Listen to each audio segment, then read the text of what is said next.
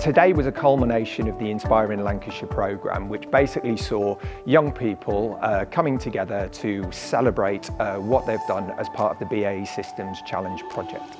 It was important to be involved in the programme to give our students the best possible start in any career linking in with STEM or STEAM, so that they had a better understanding of all the possibilities that were out there in our local community.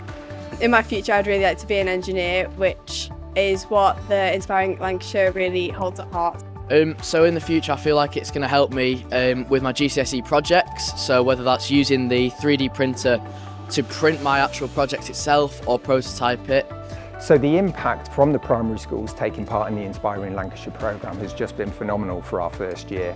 Already we've engaged with 100 primary schools, we've trained over 100 teachers as part of that, but amazingly we've impacted directly on over 3,800 pupils at Key Stage 2, which if you think about it in its first year has just been a phenomenal success.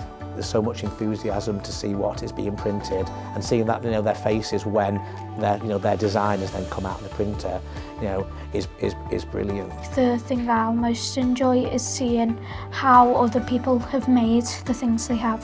I enjoy 3D printing because you get to it's creative and you get to make your own creations come to life.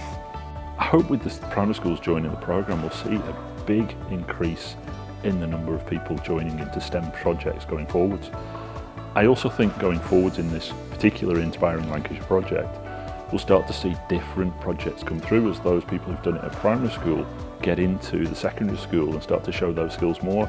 And I can see a time when the projects that will come on leaps and bounds as the skills of the students and the pupils involved take on a lot more depth.